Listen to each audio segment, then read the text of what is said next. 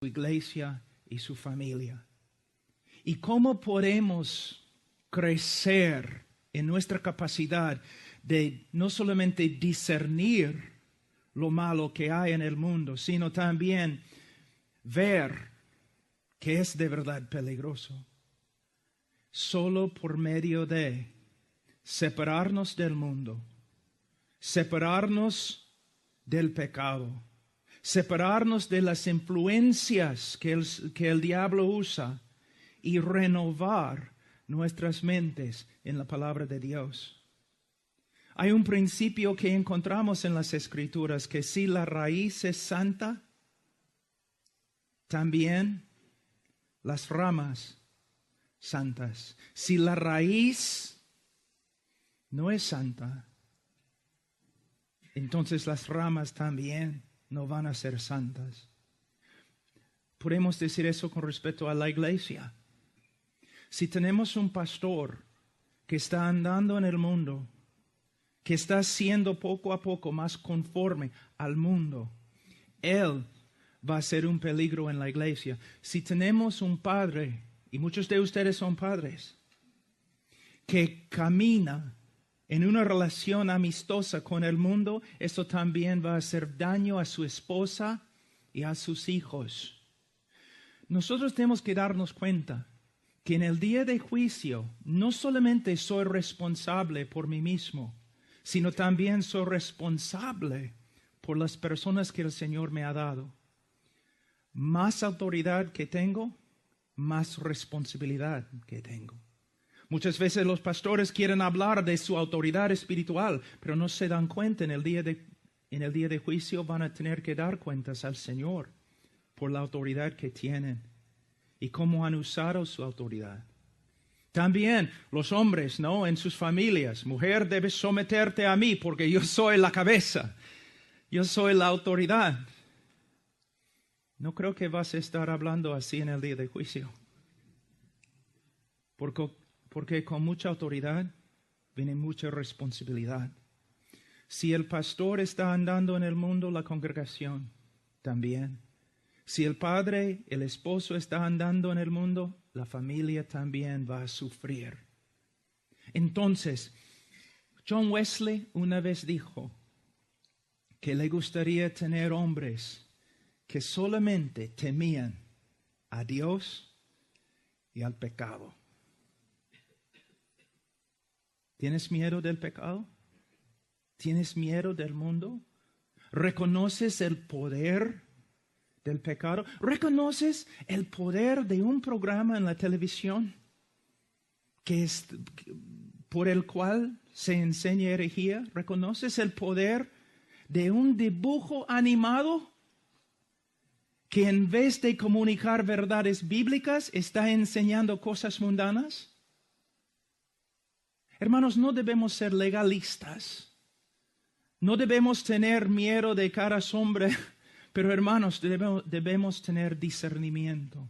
Bastante discernimiento. ¿Por qué? Si el diablo pasa por la puerta ahora y entra anunciando que él ha llegado y él es el diablo, todos nosotros vamos a reconocerlo y vamos a estar en contra de él, vamos a evitarlo.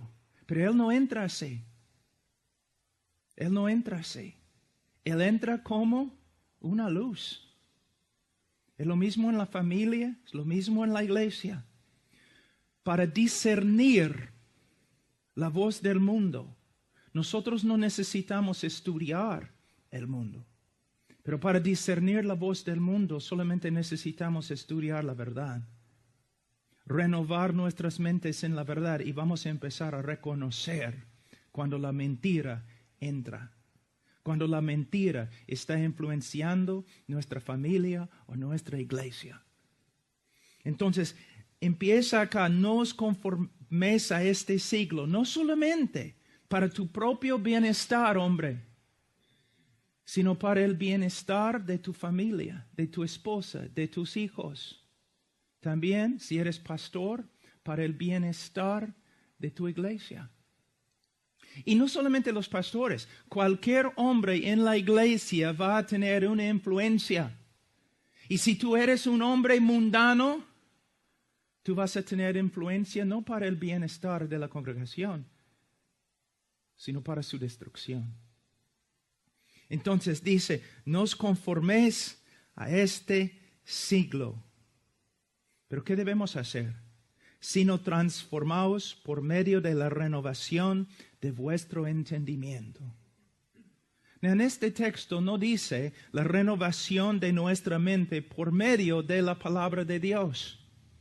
Pero si estudiamos toda la Biblia, reconocemos que la mejor manera de renovar nuestra mente es por medio de leer, estudiar, memorizar y meditar en la palabra de Dios.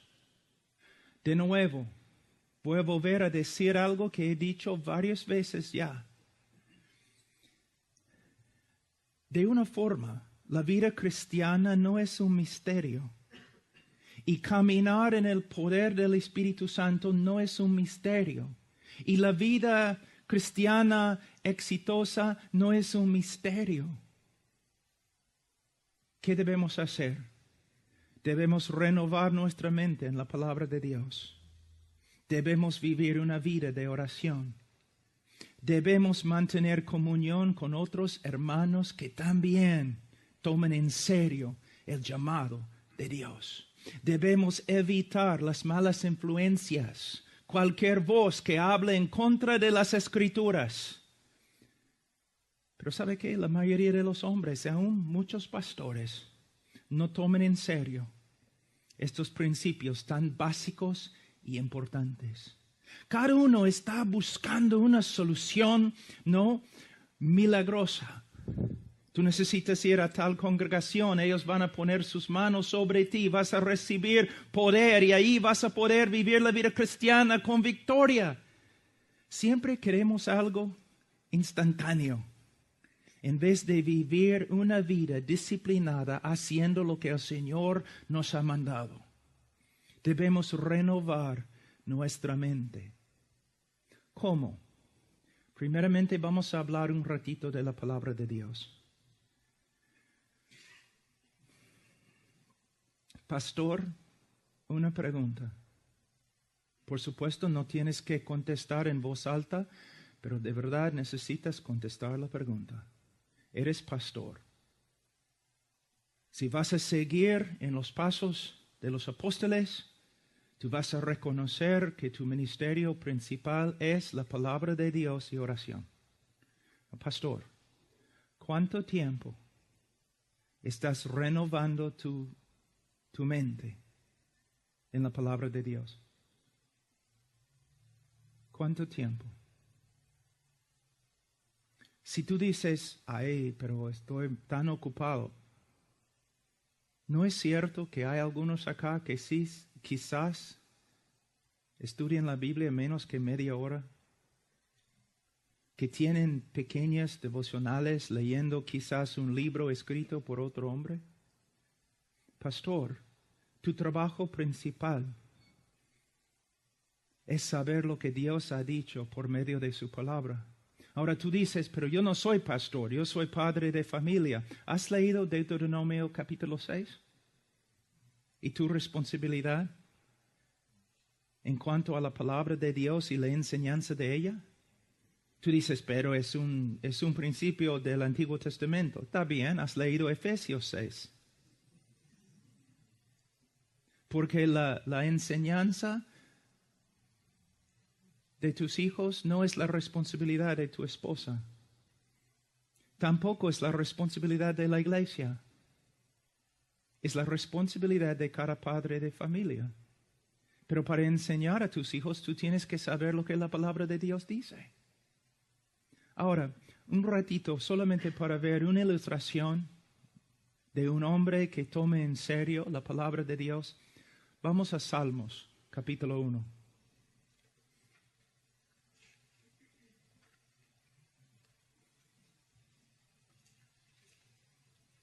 Aquí podemos ver en el Antiguo Testamento exactamente lo que Pablo está diciendo en el Nuevo Testamento. ¿Qué dice él?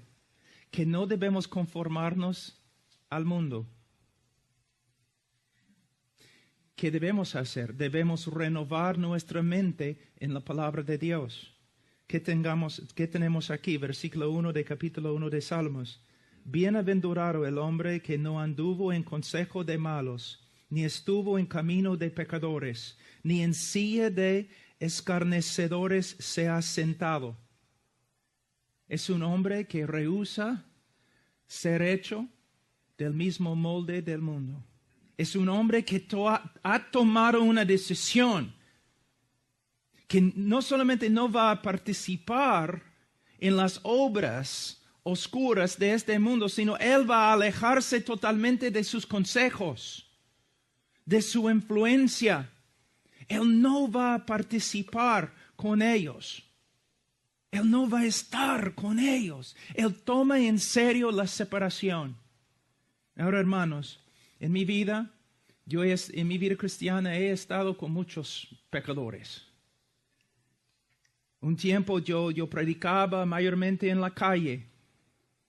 Yo vivía aún en una misión en el centro de una ciudad muy, muy grande. Yo vivía con la gente de la calle predicando, pero tú puedes estar ahí predicando sin participar en las obras de ellos, sin recibir sus consejos.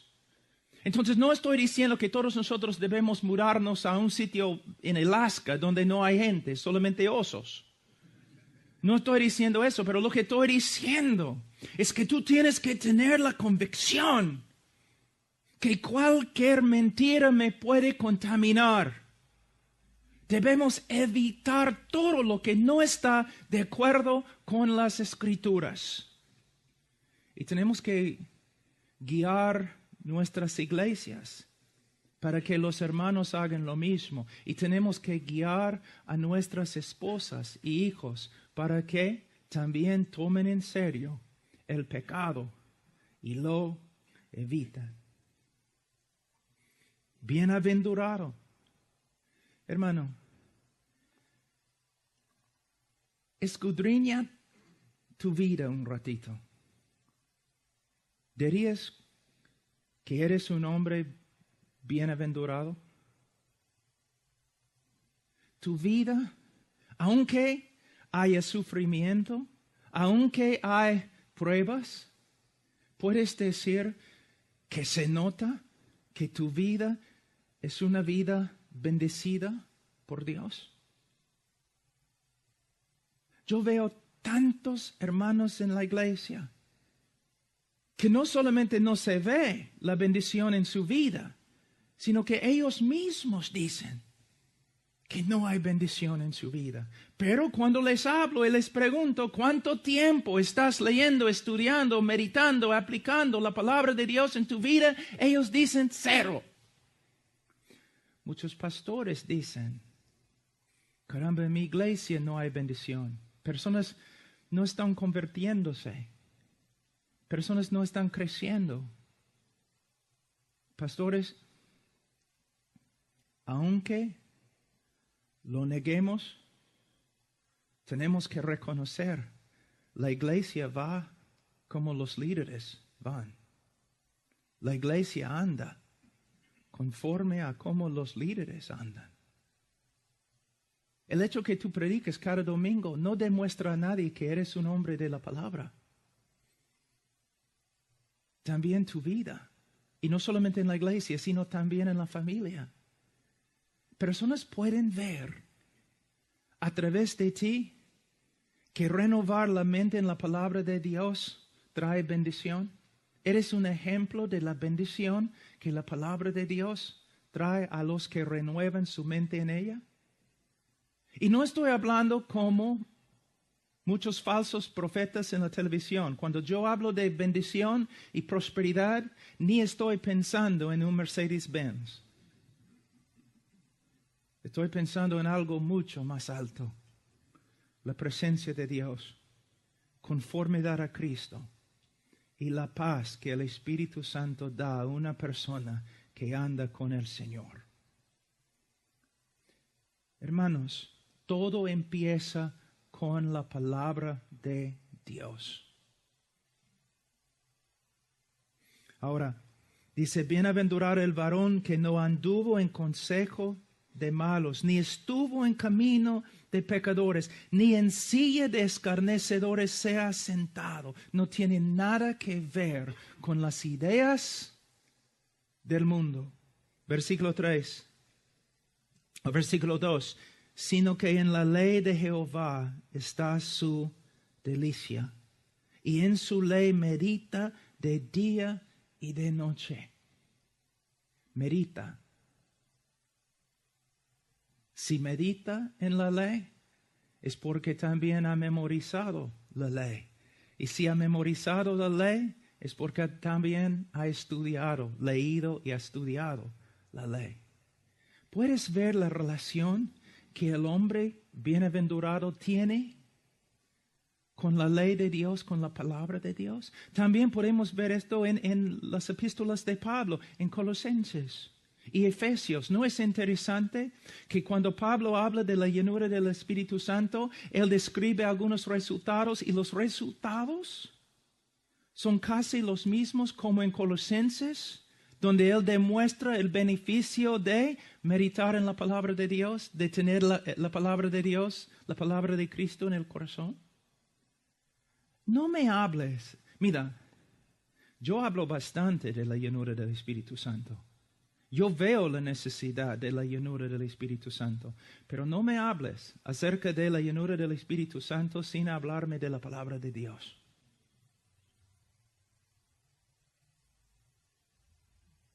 Porque muchas personas que hablan en el día de hoy y dicen que tienen la llenura del Espíritu Santo, no, ellos tienen un fuego falso. Muchos, porque su llenura no tiene nada que ver con la palabra que el Espíritu inspiró. Y si menosprecias la palabra, menosprecias al Espíritu Santo que escribió la palabra. Les voy a contar una historia. Una vez una iglesia me invitó a predicar, ¿no? Entonces yo llegué y yo senté atrás esperando, iban a llamarme para que yo predicara. Pero pasamos como 2 horas, personas, ¿no?, dando testimonios de visiones que habían visto, de milagros que habían sucedido esa semana. Una persona decía que salió del baño y él vio la palabra de la Biblia flotando en el aire en su cuarto de estar, un montón de cosas. Yo pensaba, ay, ¿en qué me he metido? Y yo estaba sentado ahí escuchando, caramba, estas personas son tan espirituales, han visto tantas cosas. Entonces subí al púlpito y yo dije, vamos a estudiar en 2 Timoteo capítulo 2, versículo 2. Y los líderes estaban, ¿no?, en las primeras bancas. Y algunos de ellos empezaron a buscar en el índice de su Biblia dónde estaba 2 Timoteo. Entonces yo mirando así, yo dije, Entonces yo dije a la congregación, hermanos, soy más o menos bautista, pero voy a profetizar. Cerré mis ojos y empecé a profetizar. Yo les dije, en los últimos 2 horas, ustedes han hablado de visiones, de ángeles, de Biblias flotando, y de verdad, ustedes no han visto nada. Son como niños viendo caras en las nubes, pero no han visto nada de Dios.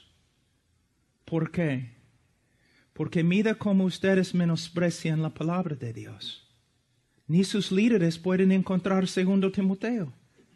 Si ustedes no van a apreciar la revelación que el Señor ya te ha dado, ¿por qué te va a dar más revelación? Todos en el día de hoy están buscando visiones y un montón de cosas supuestamente milagrosas simplemente porque son hombres carnales que no saben cómo decir no a la carne y sí al Espíritu Santo y estudiar la Biblia y estudiar la palabra de Dios. No quiero ser ofensivo, pero quiero hablar la verdad. Y por medio de estas revelaciones, personas no están andando en santidad, están andando en carnalidad. Para ser hombres santos, para ser hombres bienaventurados, ¿qué necesitamos hacer? Lo que la Biblia dice. ¿Y qué dice? Sino que, versículo 2, sino que en la ley de Jehová está su delicia, y en su ley medita de día y de noche. De día y de noche, en hebreo, significa de día y de noche. ¿Qué significa cuando hay luz y cuando no hay luz? ¿Qué significa en el día y en la noche? Solamente para que sepan, para que no se confundan. ¿Qué significa siempre? Siempre. Siempre. Ahora, algo muy importante, y de verdad he venido acá es como 5 días, he aprendido bastante de los alumnos, porque anoche yo estuve hablando con el hermano Rubén y él estaba enseñándome algunas cosas que el Señor le había enseñado, y algo muy, muy hermoso, que aquí en versículo 2 y en toda la Escritura, dice, sino que en la ley de Jehová está su delicia. Debemos pensar un ratito, cuando David dice la ley de Jehová, ¿no? Hay varias leyes como, ¿no? No debes matar. ¿Cómo puede una ley así ser una delicia? ¿No? O hay ciertos animales que no debes comer. David estaba allí pensando, ay caramba, qué maravilla. Hay algunos animales que no debo comer. Y no debo matar. ¡Wow! Entonces, ¿cómo puede uno deleitarse en toda la ley de Dios? No es necesario, aunque cada ley demuestra la sabiduría de Dios, y una persona que obedece la ley será una persona sabia. Pero se puede deleitar en la ley de Dios, porque la ley revela quién es Dios, la naturaleza de Dios. Por ejemplo, Dios dice, no matarás. ¿Cómo puedo alegrarme, gozarme en este mandamiento? Demuestra que Dios es justo. Un Dios totalmente confiable.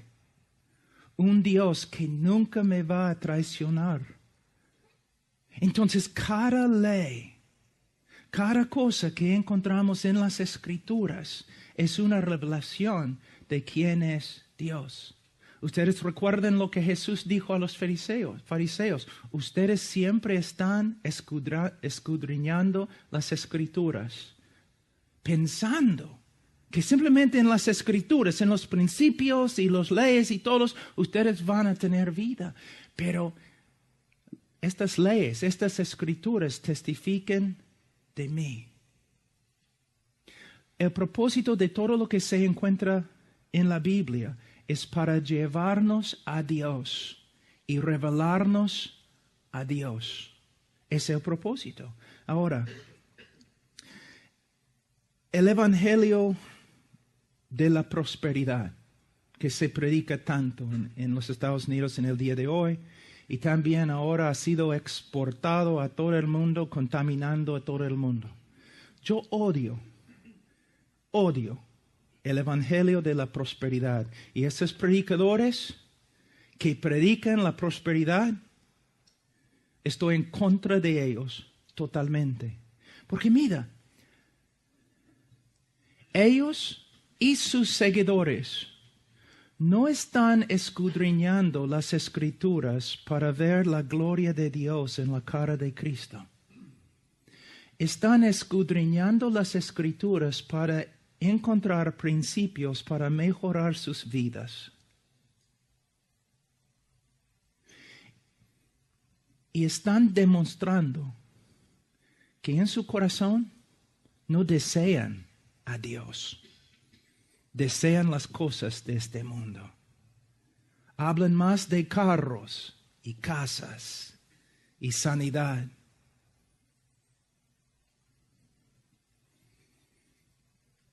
¿Me entienden, hermanos? Las Escrituras, uno puede leer las Escrituras y por medio de las Escrituras condenarse. Pero nosotros leemos las Escrituras. ¿Por qué? Porque hemos encontrado una joya. Su nombre es Jesús. Y queremos verlo más y más y más y más. Un hombre que siempre anda pensando en las cosas de este mundo,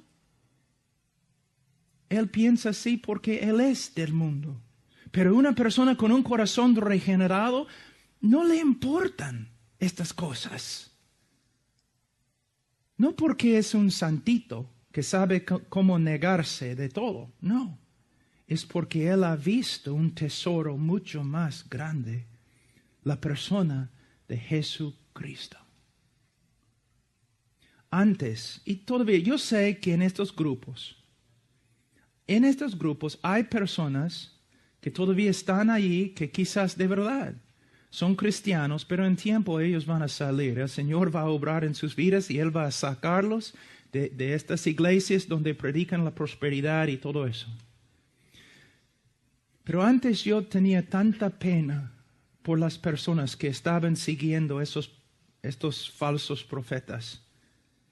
Pero un día me di cuenta, estas personas siguen a estos falsos profetas porque tienen el mismo corazón. El falso profeta, su Dios, es su estómago. Los que siguen a este falso profeta también su Dios es su estómago, su apetito. Tiene deseos carnales y el predicador les promete suplir sus deseos carnales. Hay muchos en el día de hoy que no son cristianos. Se dicen cristianos, no son cristianos, porque Cristo no les satisface. Necesitan otras cosas. Pero el cristiano verdadero desea solamente a Cristo. Pastores, yo voy a muchas iglesias. Les voy a decir algo. En el día de hoy yo estoy viendo iglesias que están creciendo, llegando a ser iglesias grandes, pero no por medio de predicar a Cristo, por medio de ofrecer un montón de cosas a las personas que vienen. Pero ¿sabe lo que es interesante? En medio de este circo evangélico, en una iglesia grande así, siempre hay un grupito.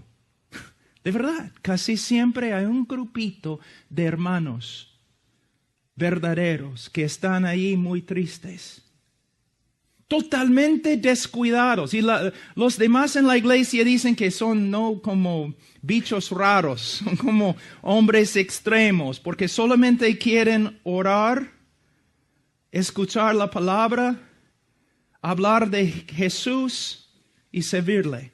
Y ellos no quieren todas estas cosas nuevas que los pastores están trayendo para hacer crecer la iglesia. Y en tiempo ellos están allí en un rincón de la iglesia y el pastor está con los demás haciendo cosas carnales para ganar gente carnal. El pastor ha abandonado el rebaño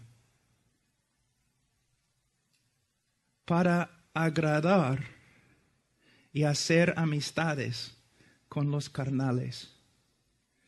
La iglesia, este grupito pequeño que solo quiere Jesús, sufre y está muriendo de hambre porque el pastor está preocupado por su visión y su iglesia grande. ¿Me entienden, hermanos? Les voy a dar un ejemplo. Vamos a decir que mi esposa está yendo a... ¿Ustedes tienen Walmart acá? A playa de estacionamiento de Walmart. como las 10 en la noche, porque se olvidó de algo y tenía que volver y comprar en la noche.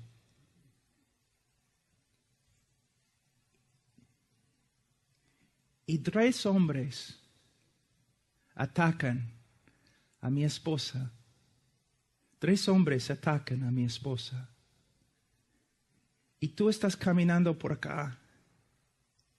Y tú ves lo que está pasando, pero tú no haces nada. Quizás por causa de la autopreservación, por causa de temor, tú no haces nada. Cuando yo me entero de lo que ha pasado, yo voy a buscar a estos 3 hombres, de verdad. Pero luego, después de encontrar a estos hombres, yo te voy a buscar. Porque en vez de proteger mi esposa, tú corriste. Yo te digo, en el día de juicio, muchos pastores, va a ser horrible. Porque en vez de defender la esposa de Cristo, ellos corrían. En vez de dar su tiempo pastoreando un rebaño de personas que solamente querían a Jesús, ellos estaban por acá dando alimentos carnales a hombres carnales para hacer crecer su iglesia. ¿Me entienden, hermanos? Por eso es tan importante que nosotros nos centremos en la palabra de Dios y la palabra de Dios sea nuestra delicia. Y que nosotros estudiamos la palabra de Dios no para encontrar principios para que tú puedas tener tu mejor vida ahora. No. Yo quiero ver a Él. Yo quiero ver a Él. Y Él está en cada página, en cada versículo, en cada palabra, en cada letra. Él está. No me hables de otras cosas. Yo amo la ley de Jehová. Pero amo la ley de Jehová porque me muestra Jehová. A veces personas se han acercado a mí y me han dicho, Pablo, yo doy gracias al Señor que te he conocido y tu ministerio. Le doy gracias al Señor que he conocido tu ministerio. Porque a través de ti conocí a John MacArthur. O John Piper, Carlos Spurgeon. Y yo, mi cara, está bien, hermano. Mira, la palabra de Dios tiene un propósito. Mostrarnos a Dios. Y Él es el tesoro más grande. Vamos un ratito a ver un poco más en Salmos. Será como árbol plantado junto a corrientes de aguas. Y él será así si está en el púlpito o si está en el hospital. Él será así si está rodeado por hermanos que le aman, y Él será así si está en una cárcel rodeado por sus enemigos. No depende de las circunstancias, porque hay algo más fuerte en Él que las circunstancias. La palabra de Dios y la obra del Espíritu Santo, obrando con la palabra para fortalecer su vida y para asegurar que sea un hombre bienaventurado. Y dice, será como árbol plantado junto a corrientes de aguas que da su fruto en su tiempo. Y su hoja no cae, y todo lo que hace prosperará. Hay algo muy bonito acá para los maestros de la prosperidad. Porque ellos usan este texto bastante. ¿No es cierto? Tengo una pregunta. ¿Los árboles fructíferos comen su propio fruto? No. Ahí es el problema con el movimiento de prosperidad. Ellos quieren llevar fruto para comer su propio fruto. Árboles no son así. Tú ves un árbol ahí en el campo comiendo su fruto, tú debes correr. Un hombre fructífero es una bendición a todos los que están alrededor de él. Podemos ver eso. Mira, Abraham, un hombre fructífero, sí. ¿Sabe qué? De una forma Lot, el Señor bendecía a Lot por causa de ¿quién? Abraham. Hay predicadores a través de la historia de la iglesia que han sido una bendición para todos. Murieron en pobreza. Pablo, sin cabeza, murió. Pero hasta el día de hoy, un árbol fructífero. Nosotros debemos ser hombres fructíferos. Y aquí es algo muy importante, no solamente con respecto a la prosperidad, sino también con respecto a lo espiritual, el fruto espiritual. Y hermanos, ya he hablado de eso, voy a hablar de nuevo. Hermanos, si llevamos fruto, es no solamente para nuestro bienestar. Un hombre fructífero, su esposa va a ser bendecida por su fruto. Sus hijos, ¿cuántos textos hay en la Biblia que habla de la bendición de los hijos cuando su padre anda conforme a la palabra de Dios? Pastores. Hay pastores totalmente desconocidos. Nadie conoce, nadie sabe su nombre.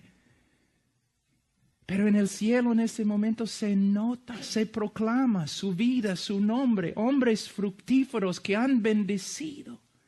Yo conozco a un hombre en Sudamérica que ahora ya ha muerto hace 2 años, murió, que dejó después de como 40 años de ministerio, casi 50 años de ministerio, dejó más que 500 iglesias. Tú ni sabes cómo se llama. Un hombre fructífero, pero no llevando fruto para sí mismo, sino para todos los que estaban alrededor de él. Y es uno de los problemas con la doctrina de prosperidad. Ellos quieren comer su fruto. Pero nosotros queremos llevar fruto para los demás. Para las demás. Ahora, vamos a volver a Romanos capítulo 12. No os conforméis a este siglo, sino transformaos por medio de la renovación de vuestro entendimiento. La palabra transformar es muy importante. De esta palabra en griego nosotros derribamos la palabra metamorfosis. Mira, en versículo 2, no os conforméis a este siglo. El mundo está tratando de formar nuestras vidas. Es algo mecánico, poniendo algo sobre nosotros para que nos conformemos al molde. Es algo mecánico. La vida cristiana no es algo mecánico, porque el cristiano es un organismo. El cristiano y el cristianismo es algo que vive. Y nosotros nos transformamos no por medio de tratar de disciplinarnos en la carne. Nosotros somos transformados orgánicamente por la vida de Jesús. Por el Jesús que vive dentro de nosotros. No tengo tiempo, pero Juan capítulo 15. Él es la vid. Mira, a veces yo creo que nosotros no nosotros pensamos que somos baterías. ¿Cómo? Bueno, si tu batería no tiene energía, ¿qué haces? Tú puedes enchufar un cable, ¿no? Y cargar la batería. Y cuando la batería está muy cargada, ¿qué haces? Desenchufes la batería y andas con tu poder, ¿no? La vida cristiana no es así. Muchos piensan, ya voy a tener mi tiempo devocional de 10 minutos y voy a cargar mis baterías y luego voy a andar sin Cristo todo el día. Hermanos, más común que lo que pensamos. Mira, una vid y un pámpano. Si tú ves que esta rama, este pámpano, no está conectado a la vid, tú sabes que está muerta. Está muerto. No va a llevar fruto.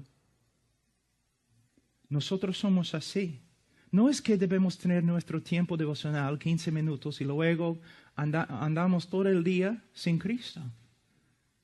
Nosotros necesitamos cultivar una relación continua con Él, una relación viva. La razón por la cual debemos pasar tiempo con el Señor es para que todo el día estemos pensando en Él. Necesitamos aprender cómo cultivar la presencia del Señor, cómo orar sin cesar, pero solamente podemos cultivar una disciplina por medio de orar en tiempos definidos cada día. A veces cuando hablo con los pastores son muy, ellos saben cómo hablar para evitar la pregunta. Yo, pastor, ¿cuánto tiempo oras? Bueno, yo personalmente, yo no tengo un tiempo de oración. Simplemente oro todo el día. Y yo digo, no es verdad. No es verdad. Tú no lo haces. ¿Cómo sabes? Porque la capacidad de caminar con el Señor todo el día y orar sin cesar, esta capacidad se desarrolla en tiempo privado con el Señor, en un tiempo definido. Aprendemos cómo orar sin cesar por medio de tiempos fijos de oración. Hermanos, es verdad. Es verdad, hermanos. Todos dicen que Spurgeon era quizás el mejor predicador desde los apóstoles. Bueno, es uno de ellos, es cierto. Y sabe que un día, cuando todos los hombres que han escrito las biografías de Spurgeon lleguen al cielo, yo creo que Spurgeon les va a dar duro. Porque mayormente en las biografías, ¿sabe lo que yo he escuchado? Spurgeon era el predicador, el más grande predicador del cristianismo moderno, porque tenía una memoria fotográfica, porque era un hombre tan inteligente. Hermano, Spurgeon era un hombre de oración. Spurgeon dijo, yo tengo la cita, Spurgeon dijo, sería mejor para él enseñar solamente a un hombre cómo orar que enseñar 10 hombres cómo predicar. Él puede decir eso. ¿Por qué? Porque él creía en la indispensabilidad de la predicación y el estudio. Pero él estaba enfatizando una verdad muy importante, la oración. A.M. Bounds, él oró de 4 en la mañana a 8 en la mañana. Los muchos años de su ministerio. Jorge Müller, el apóstol Pablo, o si queremos, podemos ir al libro de Lucas y podemos ver la vida de oración de nuestro Señor Jesucristo. Muchos dicen que si pudieran escoger un momento en la vida de Jesús para ver, ¿no? Ellos dicen, yo escogería ver a Jesús predicando el sermón del monte o sanando a los enfermos. Si yo pudiera ver, si yo pudiera estar presente para ver algo en la vida de Jesús, me gustaría estar con Él cuando estaba orando. Wow. ¿Sabe qué? ¿No es interesante que ningún discípulo llegó a Jesús preguntando, enséñame a predicar? Ninguno dijo, enséñame a echar fuera demonios. Ninguno dijo, enséñame cómo caminar sobre el agua. Ninguno dijo, enséñame cómo resucitar a los muertos. Pero los discípulos se acercaron a Él y le pidieron, enséñanos a orar. Pastor, tengo una pregunta.